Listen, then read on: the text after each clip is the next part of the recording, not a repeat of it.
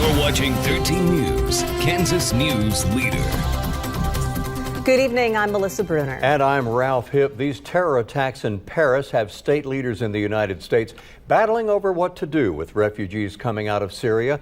Kansas is now among at least 16 states whose governors say they want to keep them out. 13's Ariana Cohen has the latest on this developing story. Ariana, what is the concern here? Well, Ralph and Melissa, Governor Brownback as other governors are responding to heightened concerns that terrorists may use the refugees to sneak across borders. Governor Sam Brownback joined 16 governors from Louisiana, Indiana, Massachusetts, Texas, Arkansas, Alabama, and Michigan, among others, refusing to assist Syrian refugees in relocation to their states. The announcements come mostly from Republican leaders. We must take immediate action to ensure terrorists do not enter the nation or our state under the guise of refugee resettlement. The recent attacks in Paris, coupled with terrorist organizations indicating a desire to attack the United States, are stark reminders of the dangers every nation faces and we face in Kansas. It is imperative that we take action where the White House has not. More than 1,500 Syrian refugees have been let into the United States since 2011. The Obama administration said in September that 10,000 Syrians will be accepted next year. President Obama addressed this at the G20 conference this morning in Turkey. And as president, my first priority is the safety of the American people. And that's why even as we accept more refugees, including Syrians, we do so only after subjecting them to rigorous screening and security checks. But Kansas Senator Pat Roberts says that's not enough. It's a very difficult time, if not impossible, to vet them. I would point out it would only take 1 out of 1,000, or 6,000 for that matter, that could do great damage. Congresswoman Lynn Jenkins agrees, saying, quote, "We must immediately halt all immigration from Syria and Iraq. There can be no half measures when it comes to protecting the lives of Kansans and American citizens." Senate Democratic leader Anthony Hensley accused Brownback of, quote, using the tragedy to play politics. And meanwhile, Delaware, Pennsylvania, Vermont, and Washington said they will accept refugees. Melissa. Ariana, thanks for that. A lot more reaction on WIBW.com. Meantime, Governor Brownback ordered flags lowered to half staff through Thursday to honor the victims of the Paris attacks. The White House issued a proclamation ordering all public buildings and military installations to fly their flags at half staff. Brownback says, "We mourn those affected by the horrific acts and offer prayers and condolences, and also that the terrorists and their supporters must be stopped." A developer unveiled plans today for perhaps the biggest addition yet in downtown Topeka's revitalization. 13's Reagan Porter is in the newsroom to tell us what will be going in 5 stories up. Right? Melissa, plans to transform 4 historic buildings on South Kansas Avenue into boutique, hotel, and restaurant are underway.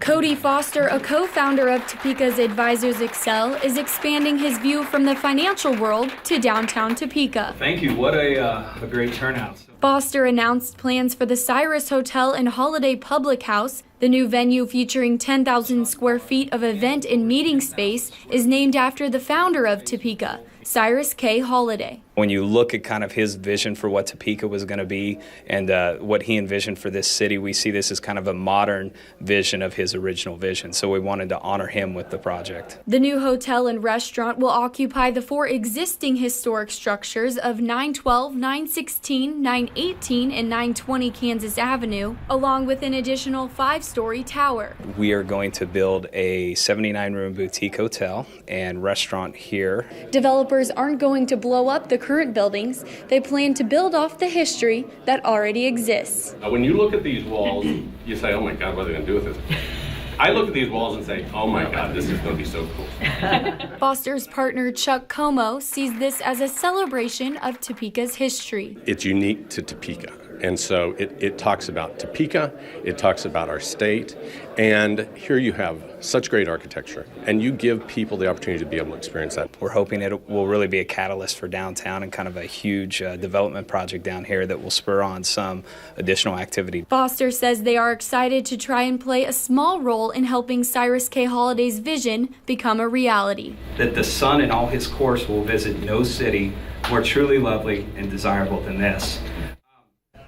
The planned opening is set for fall 2017. And Melissa, you can get updates at the Cyrus Hotel and Holiday Public House website. We posted a link to WIBW.com. We'll follow that progress, Reagan. Thank you. Indeed. And as the holiday season approaches, 13 News is partnering with Advisors XL tomorrow to provide some help for those in need. This will be the first year for Advisors XL's Season of Sharing we're participating in tomorrow. Every day between Thanksgiving and Christmas, a gift will be provided or a wish will be fulfilled for Topekans who need a hand up. And to kick off the giving, we'll host a phone bank tomorrow during the 4:30 news, as well as live at 5 and here on 13 News at 6 on Tuesday. If you know somebody who needs a little help, the number to call tomorrow will be 1-866-817-1313. You can visit www.ourcommunitycares.org. You can request a wish online, that between tomorrow and December 11th. The gifts will not be typical Christmas presents, but something that would leave a lasting impression. You know, maybe you had a recent disability and you don't have a ramp to get into your house. You know what? That can be built easily, and that's something we would like to be able to do. So it's really those small moments in life when somebody might be able to step in for a little money, a little time, a little effort, and make a huge difference. And you business owners who'd like to help out with your businesses as well over the Season of Sharing can email seasonofsharing@advisorsxl.org and hear more about the great opportunity coming up tonight on 13 News at 10 o'clock. So 4:30 next to the red couch or in the newsroom. We'll have the phone bank and the people will be taking your calls Tuesday. We are keeping an eye on the weather situation. We have not seen a whole lot of rain around here, but Jeremy Goodwin, you've been looking at the radar, a bit bumpy in other parts of the state right now. Hi, Ralph, Melissa. Watching a very dangerous storm near Plains, Kansas. I want to show you this on the radar right away. That storm near Plains, Kansas, approaching the town of Meade, Kansas, has a large confirmed tornado in it, and it's moving 50 miles per hour, so moving rapidly. But the town of Kismet, it's just passed by there, heading toward Plains and awfully close to the town of Meade. This would be just northeast of Liberal, about 15 miles. But that storm, again, a large confirmed tornado. That's in western Kansas. We have tornado warnings near Garden City. That's approaching Hayes within the next hour. And then another storm just north of I-70 that produced a confirmed tornado just about an hour ago. I'll show you a video of that in the long weather segment. But right now, northeast Kansas, some sprinkles, certainly nothing heavy and nothing dangerous like what's going on out in the western part of the Sunflower State tonight. 56 here tonight. Rain is likely. Tornadoes not likely for us. We may see some storms with strong hail or winds up to 50 or 60 miles per hour late. Tomorrow, the rain is likely in the morning. High temperature in the mid-60s. Could see some lightning and thunder early, and then dry in the afternoon. More rain possible early Wednesday morning. Your complete 8-day forecast is coming up. All right, Jeremy. This note, Topeka's Habitat for Humanity director is stepping down to take a new job at Westar. Michelle De La Isla, who's also a Topeka council member, is about to become the diversity and inclusion rep for Westar Energy, and she's led Habitat for about 6 years in that capacity, telling us she's slated to begin her job November 30th. De La Isla says it's been an honor to serve the community through Habitat, that the decision was not made lightly, and Habitat is solid with an amazing staff and leadership structure. Habitat Restore Director Don Page will take over for now. Michelle De La Isla will continue to serve on the Topeka Council. More than 2,000 families have signed up for help giving their families a nice Christmas through the Christmas Bureau. The United Way of Greater Topeka says 2,003 families are eligible for adoption this year. For a single person, the cost typically runs about $55, around $160 for a family of 4. You can adopt alone or perhaps join with friends, co-workers, or church groups to split the cost and shop, wrap, and deliver gifts together. If you're interested in adopting a family this holiday, we did post the link for you at WIBW.com. We're going to have an update after this break on a weekend crash that's left a woman with some critical injuries. Also, we'll let you know about a wreck that sent an area team to the hospital. That's coming up next. You're watching 13 News at 6 with Melissa Bruner and Ralph Hipp. 13 News, Kansas News Leader. You're watching 13 News, Kansas News Leader. A rollover wreck has sent a Topeka teen to the hospital this morning. This happened just after 10 a.m. The Shawnee County Sheriff's Office says 18-year-old Jacob Kaler was driving his pickup south in the 4100 block of Rochester Road when it went into the ditch, hit a culvert, and rolled on its side. He was not wearing a seatbelt and was taken to the hospital with injuries considered minor. The wreck does remain under investigation. And the Shawnee County Sheriff's Office today identified those people involved in a Saturday wreck that critically injured one woman. Sergeant Todd Stahlbarmer says Martin Padilla of Carbondale had been driving north on South Topeka Boulevard, and his 2000 model Chevy Cavalier struck a 2005 Chevy Equinox driven by David Smith heading eastbound on Gary Ormsby Drive. That sent the Equinox into another vehicle, that one driven by Lindy Calderwood. All three drivers were checked out at Stormont Vale for non-life-threatening injuries. The passenger in the Equinox, Christine Smith, was also taken to Stormont Vale. She later had to be flown to a hospital in Wichita, and the sheriff's office says that all three were wearing their seatbelts. Lots of cloud cover today, not a whole lot of rain in them so far. That could change, though. Jeremy looks at why you'll want to keep the rain jackets handy next. This is your 13 weather forecast with Jeremy Goodwin. Watching a few violent storms in western Kansas near the town of Plains, Kansas right now. A confirmed large tornado on the ground. I've been looking at a couple of pictures on Facebook and Twitter. I want to make sure that they're valid before I share them with you. You just never know. But I'll show you what I know is fact when I can. Here's what we have out there right now on the radar. Northeast Kansas, dry, calm, no problems here. Western Kansas dealing with severe weather. As a matter of fact, this storm produced a tornado just about 5:30 p.m. in the town of Grainfield, Kansas. That's some video from K-Witch this afternoon. They were covering that dangerous storm. Now, to the south, we have more storms that are developing, and some of these are severe as well with the possibility of tornadoes. This one near the town of Plains has a large confirmed tornado with it. I've seen several reports that it is, in fact, large and on the ground and moving roughly 50 miles per hour to the northeast. But near Plains, heading toward the town of Montezuma at this point, and it doesn't look like it's losing any of its strength. So Dodge City, Cimarron, Jetmore, you guys, if you know folks in that area, give them a call, let them know. A very powerful storm out there, not showing any signs of relaxing. That's one of the pictures that I've picked out. This one looks to be valid from Beth. That is on Twitter, and you can see the large tornado just from about 2 minutes ago in southwestern Kansas near the town of Plains. It looks from the radar like it has missed the town of Plains, but it's a very large, very violent tornado, and certainly anybody west or north of Plains within a mile could have some damage, that's for sure. For us, things have been calm around here, at least for the day. We had some rain last night that we needed. Look at the rainfall for this year. The first 4 months of the year, very, very little each month. We had almost 9.5 inches in May. June was heavy. July was impressive. August, not as much. And then the first half of September, very soggy.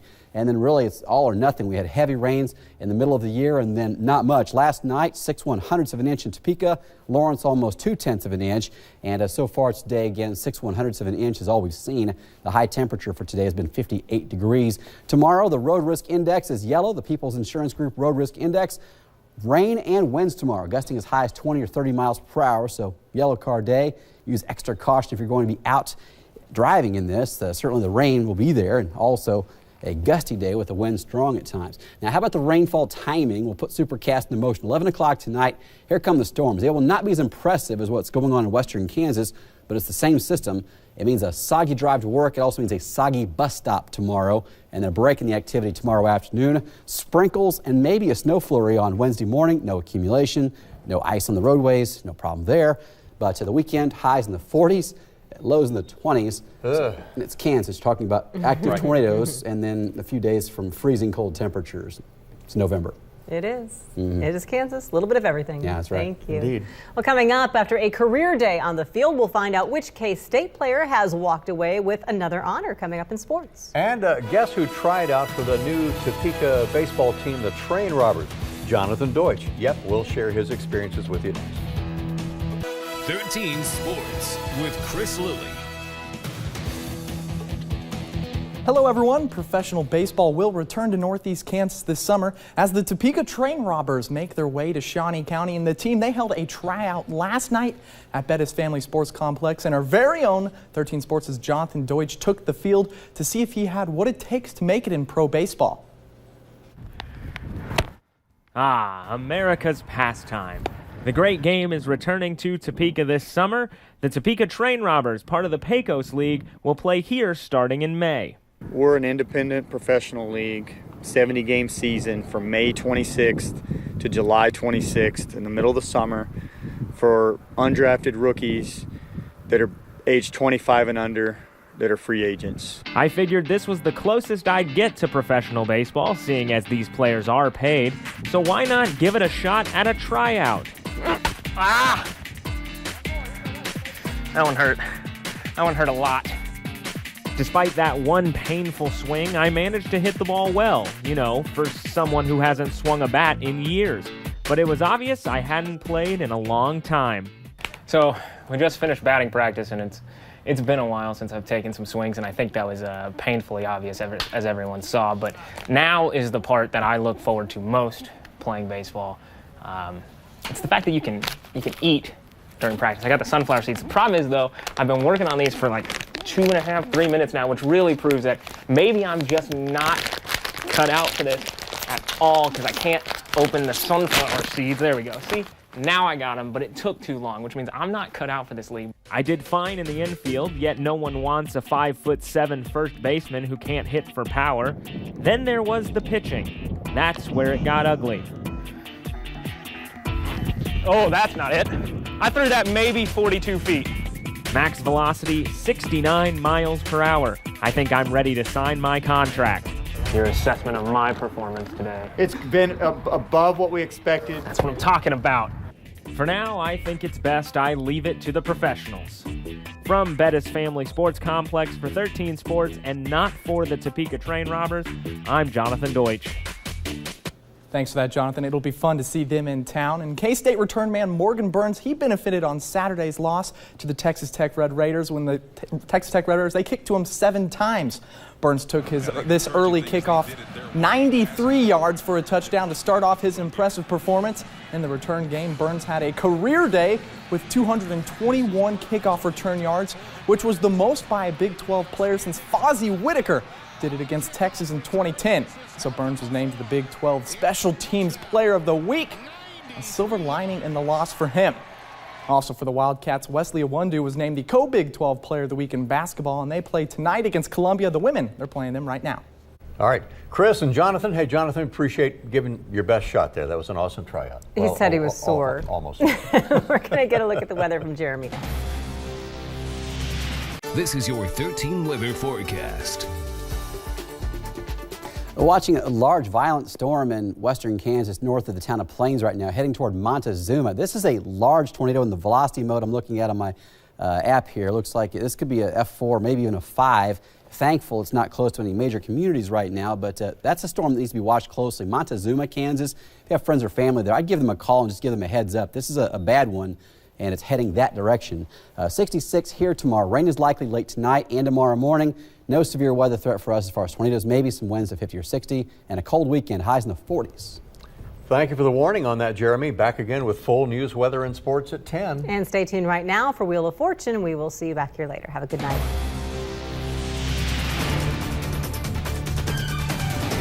Get the latest news, weather, and sports at WIBW.com or follow WIBW on Twitter, Facebook, and our mobile app. WIBW TV is proud to be named the 2015 Heartland Regional Emmy Award winner for Evening Newscast.